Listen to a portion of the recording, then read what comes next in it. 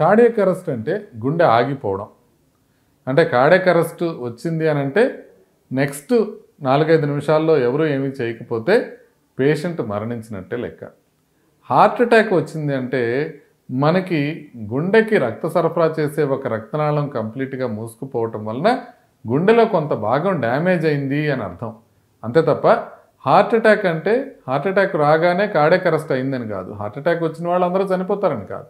కానీ cardiac arrest వచ్చిన వాళ్ళందరూ అన్లెస్ ఏదో ఒక మనం వాళ్ళని కాపాడకపోతే వాళ్ళు మరణించే అవకాశం ఉంటుంది.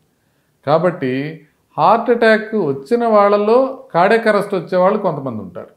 కార్డియాక్ అరెస్ట్ రావడానికి ఒక ప్రధానమైన కారణం హార్ట్ అటాక్. 2 రకాలుగా మనం దీన్ని చూడాల్సిన అవసరం ఉంది. ఈ డిఫరెన్షియేషన్ ఎందుకు ముఖ్యం అని అంటే హార్ట్ అటాక్ వస్తే మనం చేయాల్సిన పని ఇమీడియట్గా హాస్పిటల్కి రీచ్ కావడం.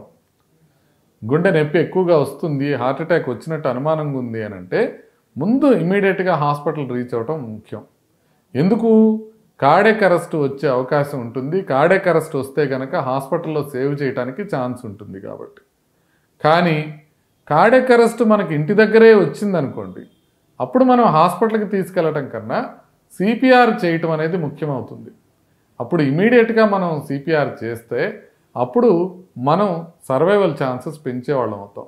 తీసుకెళ్లేటప్పుడు కూడా హాస్పిటల్కి తీసుకెళ్లేటప్పుడు కూడా సిపిఆర్ కంటిన్యూ చేస్తూ తీసుకెళ్లాల్సిన అవసరం ఉంటుంది. హార్ట్ అటాక్కిను కార్డియాక్ అరెస్ట్కి చూసే వాళ్ళకి డిఫరెన్స్ ఎలా తెలుస్తుంది అని అంటే హార్ట్ అటాక్ వచ్చిన మనిషి బాగా పెయిన్తో విలవిల్లాడుతుంటాడు, మాట్లాడుతుంటాడు, నొప్పి ఉందని చెప్తూ ఉంటారు. కార్డియాక్ అరెస్ట్ వచ్చిన వ్యక్తి అసలు ఏమాత్రం మాట్లాడటం కానీ ఏమాత్రం కదలటం కానీ ఉండదు. అంటే అసలు టోటల్గా అన్రెస్పాన్సివ్ అయిపోతారు. అప్పుడు దాకా కొంచెం మాట్లాడుతూ గాలి పీల్చుకుంటూ ఉన్న మనిషి కార్డియాక్ అరెస్ట్ వచ్చిన తర్వాత అకేషనల్ బ్రీతింగ్ తప్ప ఇంకా వేరేది ఏమీ ఉండదు. టోటల్గా చలనం లేకుండా ఉంటారనమాట. వాళ్ళని ఒక్కసారి కుదిపి మనం అడిగితే మీరు ఎలా ఉన్నారు అని ఒక్కసారి రెస్పాన్స్ మనం తీసుకుంటే టోటల్గా అన్రెస్పాన్సివ్గా ఉంటే ఇమీడియట్గా మనం సిపిఆర్ మొదలు పెట్టాల్సిన అవసరం ఉంది. అప్పుడు కార్డియాక్ అరెస్ట్ అని తెలుస్తుంది. ఈ వ్యత్యాసం తెలుసుకోవటం చాలా ముఖ్యం.